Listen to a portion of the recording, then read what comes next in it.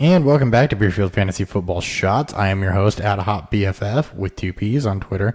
So today we're going to talk about some DFS plays for Week 1. It is Friday, September 8th, 2017, and this is what we're going to be doing every Friday. So we're going to come in, we're going to give you some DFS advice based on DraftKings values, which is where I play personally.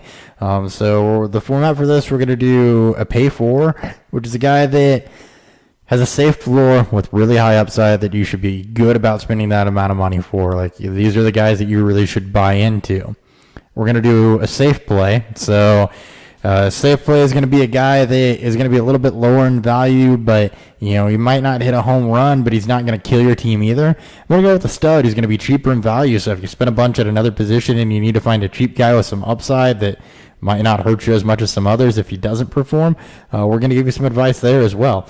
As always, you can follow the podcast on Twitter at BeerfieldFF, Instagram, Beerfield Fantasy Football, Facebook, Beerfield Fantasy Football, YouTube. You're here watching us, so please subscribe, leave some feedback. Individually, I'm at HopBFF with 2 P's, co-host at Nick Sparts at 3BFF.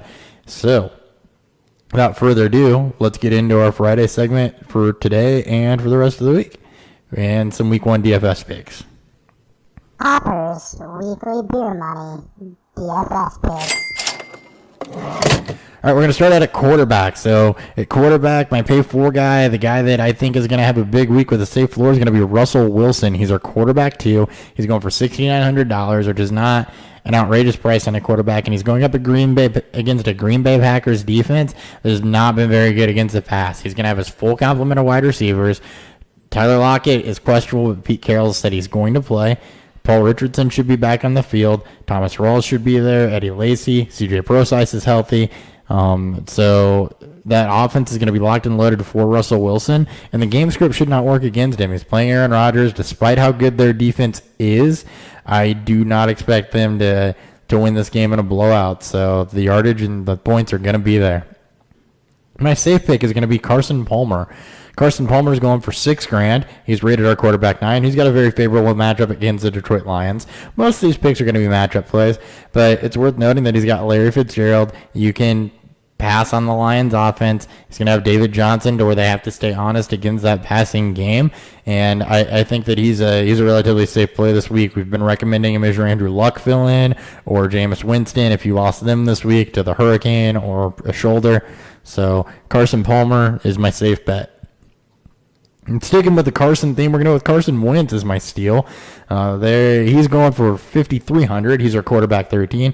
He's going up against a Washington defense that, when on name recognition is, you're like, I don't want to mess with that secondary. But Sua Craven's just decided to retire this week.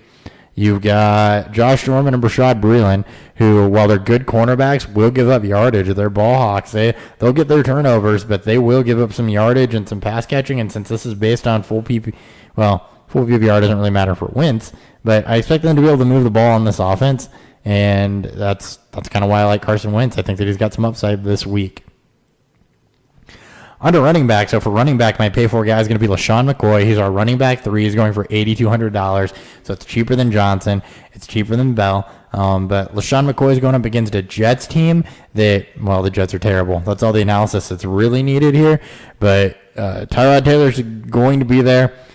We saw him perform in these situations last year, and he's got the most rapport with Tyrod Taylor in the passing game, aside from Charles Clay. You've got Zay Jones is a rookie. You've got Jordan Matthews who's been hurt and not really participating in training camp. So LaShawn McCoy is a guy that I would recommend paying for and spending some of your budget on.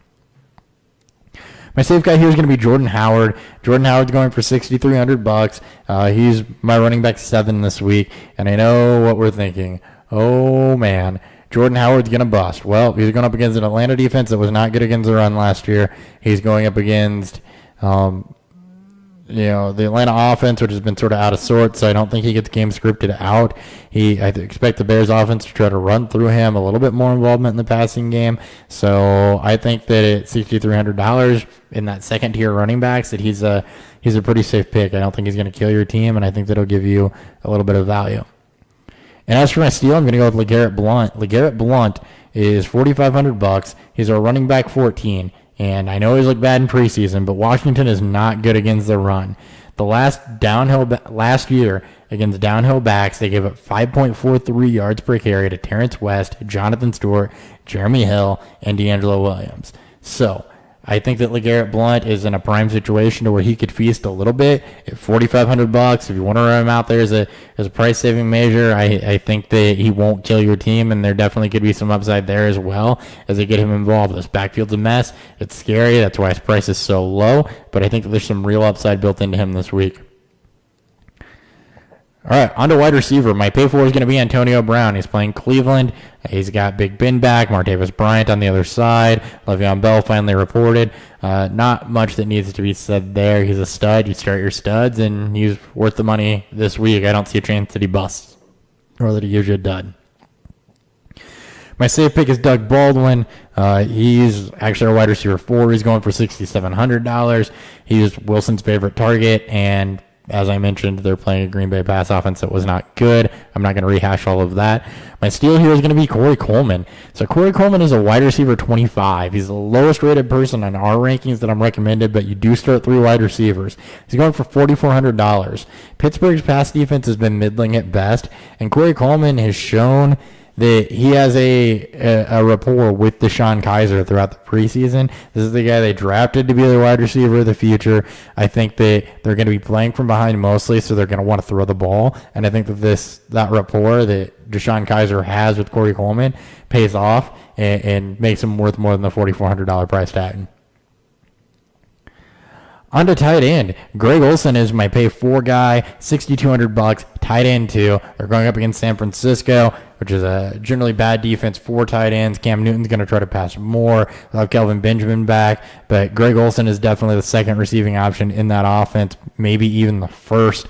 They've got some good chemistry there, and San Francisco's terrible, so Greg Olsen is worth the money. Could have a huge game. Also, the game script may not dictate them running, as it's a Kyle Shanahan offense. Wow, Sean McDermott, Kyle Shanahan, they're not the same person. It's a Kyle Shanahan offense, so Hoyer's proven that he can be an okay quarterback and move the ball. So I think the Panthers may have to pass later into the game than you'd be thinking as far as the game script goes. So lock Greg Olsen down.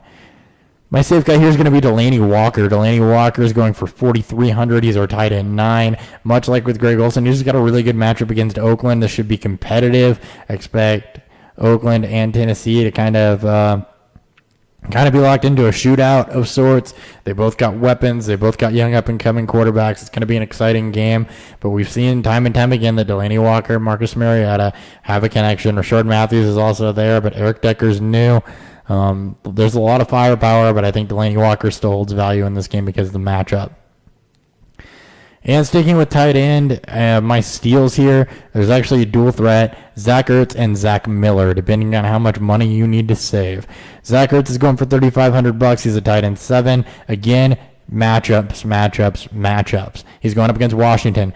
They're not good. He's the only pass catcher that has...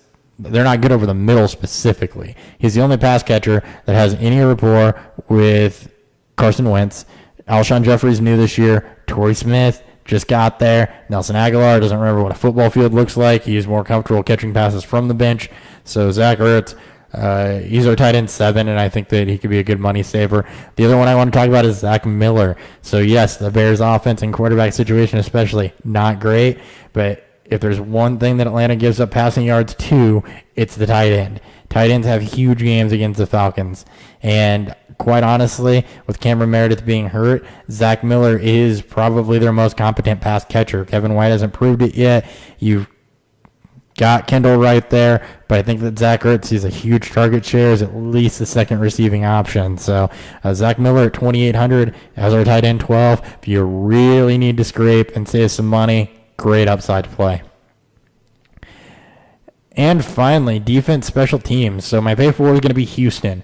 They're up against Jacksonville. They've got their front 7 intact, even though the secondary has gotten worse. Jacksonville's offense isn't good, so they're not really going to be able to exploit that secondary. Blake Bortles should be good for an interception or 2. That offensive line should be good for some sacks. And with the front 7 there, I don't expect Leonard Fournette to really gouge them or or take them to the house. So Houston, feel good about paying the 3,800 for them as they're my defense too. Safer, but actually rated higher, is going to be the Los Angeles Rams. They're going up against the Indianapolis Colts, led by Scott Tolzien, which are just nasty, at best. I see a scenario where the Rams are able to move the ball on this offense, and it keeps their defense off the field. And I think they have a heyday with Scott Tolzien, so they're actually our defense 1 this week against that terrible offense. Yes, higher than the Bills against the Jets. So I think that they're at $3,200. They're a great start, and they should be safe, because even if the Rams offense doesn't live up to it, Scott Tolzien isn't going to live up to it either. And finally, my steal, the Chicago Bears. Yes, they're going up against the Atlanta Falcons, but this defense is $2,200. It's a price saver. They're actually my 13 this week. The front seven's healthy, which means that pass rush should be really, really good. They were good against the pass last year. Yes, they're going to be missing Prince of Makamura, so Julio Jones might get his, but Vic Fangio is kind of a wizard. He doesn't give up a lot of red zone points. They'll bend, not break. So I think that the Bears, if you go studs elsewhere, you're looking to save some money but have a defense that's adequate, the Bears at $2,200 is what I'm going to go for. Hopper's weekly DFS lineup.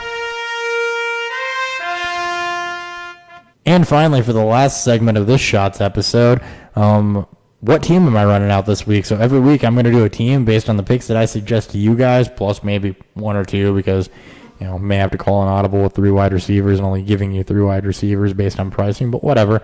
So, team I'm running out this week. Quarterback Russell Wilson.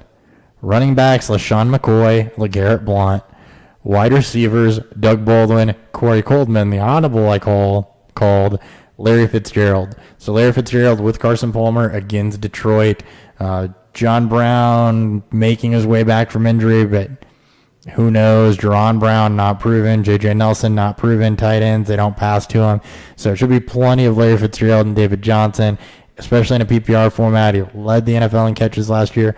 Love Larry Fitzgerald here. I think he was like 5,500. I didn't write it down, but he's the one audible I called on this that I didn't suggest. At tight end, going to go with Zach Ertz. In my flex, Jordan Howard. In my defense, special teams, the Los Angeles Rams. We'll recap this next week whenever I sit down to do some DFS talk with you. Until then, I'm going to hop off this, and Nick will have you tomorrow for some ins and outs and his dose of news. So remember, please, please, please, up the videos, like the YouTube page, subscribe to the YouTube page, give us some feedback on Twitter, at BeerfieldFF. You can listen to the Beerfield Fantasy Football Podcast wherever you get your podcast.